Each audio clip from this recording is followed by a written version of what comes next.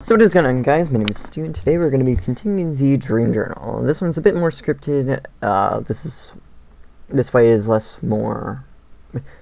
This way it is less on the fly, you could say.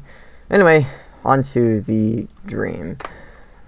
So this dream I had about just 3 days ago, actually. It takes place in some rundown, rinky-dinky looking boot camp, I would say. Looked like they built it on top of an abandoned water park.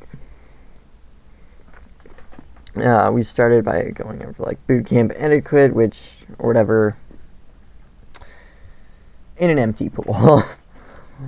However, nobody took them seriously at all because the uniforms were overalls previously owned by coal miners or something. Then we did some sports. Then we did some sports. These included building a raft out of whatever the hell we found at an abandoned mansion, worst version of baseball, snake hooking, and an obstacle course. We started off by doing the raft building. We were assigned in teams of 5. I think there were about 8 teams.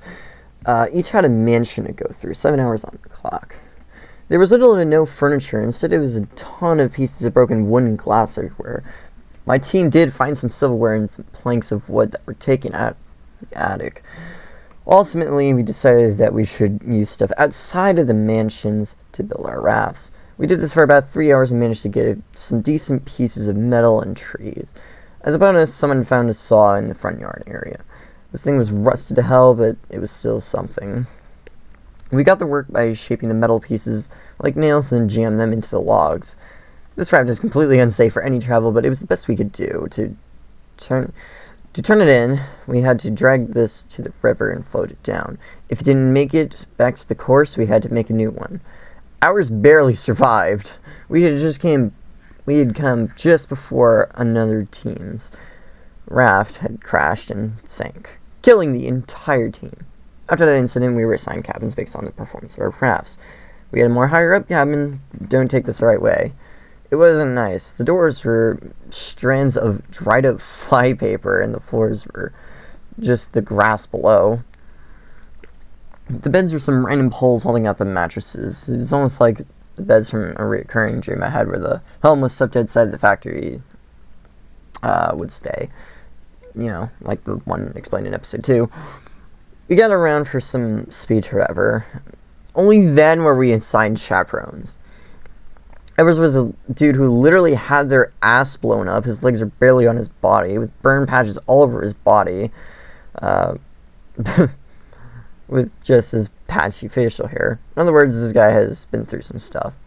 I asked to use the restroom, which he also had to go to. The door was to that of a porta potty that led to a building that looked like Jason from Friday the 13th shack. The bathroom had a seatbelt to prevent people like our chaperone from falling in the toilet. Not sure how you would even do that, but okay. So I had to piss in a tube that looked like a vacuum cleaner tube, you know, the stick you use to clean your couch, that thing. So chaperone tells me that our performance was good, which was reassuring. He said that there was a chance that the snake hook was going to be postponed or even canceled due to snakes constantly escaping. He said it was a shame because he suspected I would be very good at it. We get rest, gathered to the speech area in the morning to get us ready for today's challenges or whatever. We did the terrible version of baseball shortly after.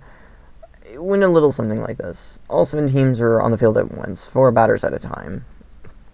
Because, remember, 1 died. Everyone else, caught the ball trying to take the other team out. I can't exactly remember the stores we got. This wasn't it for today. Snake hook was canceled because PETA had come to the park and demanded that the snakes were let out of the cages. That's, never mind the fact that children are literally dying in this camp. We gotta release the snakes.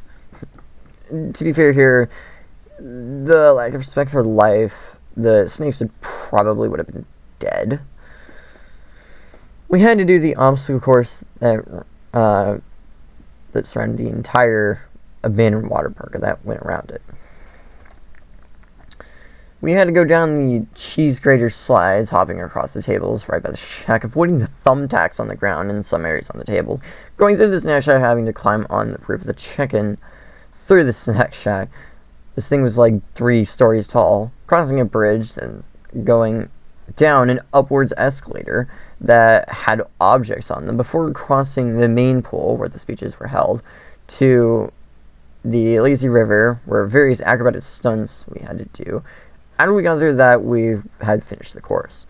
This lazy river part had a giant wooden fence that we didn't know it was behind it. We did see steam coming from it. Since we were on ground level the entire time, this would be our first time seeing what was actually up there. Surprise, surprise, it was an entire building.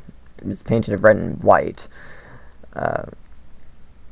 We started slowly by apprehensively going down the slides, not butt first, but walking down it.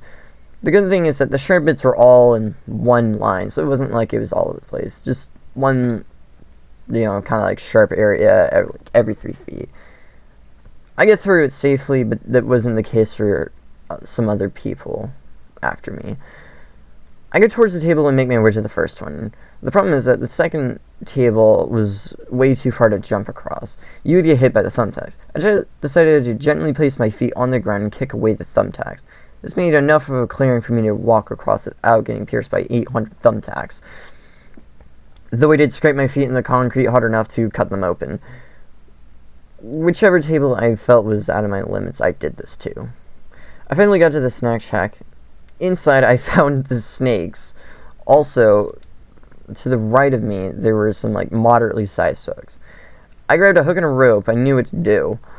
I ran on the counters trying to gather them all in one cluster so I could get through to jumping on the roof. Why exactly I had to do this was unclear.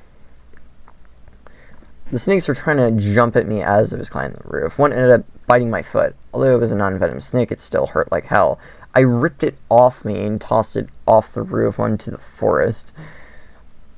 Onto the 3rd story roof I went. I had to traverse some beams to get up there, which were covered in holes and broken glass. This obstacle course is consistent about hurting your feet. I made my way up there and I had to climb a chain link fence that had an electrical pulse every once in a while, strong enough to take your grip off the fence. After a shock went, there was no time to be wasted. I heard the shock go, then jumped onto the fence to climb it. I did this well before the shock hit. Across the bridge, which had a thing for the wood falling and breaking, I decided to run across it whilst having my hands above the rope in case I needed to catch it. I don't really need to explain why this is a bad idea, but I lucked out and didn't die. Then came the escalator. There was many miscellaneous objects on it, like pots and 5-gallon water jugs. Quite honestly, the most bizarre obstacle I've done so far. After I got that, I went to the lazy river. Almost completed that until I saw a crack in the woods that had some sort of light. I decided to tear a bigger hole in it and go inside it. There's a whole pole in there. It was surrounded by wood fences, as well as the building. I went to the other side to try and make another hole. I ended up going through this darkish, carpeted area. By this point, I was starving. We had no food. I spotted a store-bought red velvet cake. I just took a handful and started consuming it. By the time I felt like it was full, I'd eaten through 2/3 of it. I did some casual exploring. And found that there were cameras, but they looked inoperable. I found a room with a small hole to the side of it, which led to another room. This room was lit with a red light. It had a wooden chair and Legos all over the floor. It was unclear why this was here, but I decided to take the Legos with me, for whatever reason. After stuffing my overall pockets with them, I had found a few other people in there. I showed them the cake, which they ate all of. Eventually, one finds a window behind a ton of trash bags that were full of paper and stuff. We bust open the window with whatever we could find on the ground, going so far as to ripping the cameras out of the ceiling and tossing it at the window. We spotted a car that had keys in it with a cell phone too. We hop in the car and head the hell out of there. The person with the most experience in driving took the wheel. I was in the back seat with some other dude. We plugged the phone in and questioned if we should call for help or not.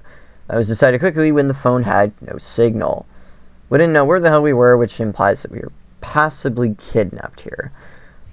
We drove off. The terrain was very heavily forested and hilly, but the roads were relatively clear, which seems odd for something that was abandoned.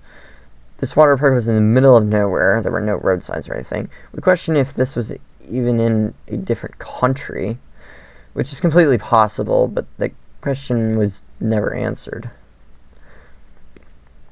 The day soon turned night. We finally found some signal. We were so far away from the site we didn't even know if we could give the cops proper directions to the location. I called anyway, to which the authorities said they were on their way. They were looking at directions for home, which was a good 18 hours away from us. We did have a lot of fuel and the car did run efficiently, so that is good. I began to play music. Of course I chose Queen. It was playing The March of the Black Queen, which sounded way different in the dream than it did in the actual song. Especially the bridge between 228 to 335, which is odd because that is the part I listened to on repeat for hours. As I'm writing the script, I re-listened to that bridge at least 40 times. It was more guitar in a lower octave. The drums were a bit different and faster. Also, the piano was removed in that area. After the song told us, after the song was over, the GPS told us to make a right turn, to which our experienced driver made a left turn off a fucking cliff, to which our car was flying. We were tumbling down. I woke up before it even crashed, and I was kind of in a dream. I don't know, I didn't talk about that many dreams today. This one was just extra long. My name is Stu, and I hope you guys enjoyed the video. See you next time.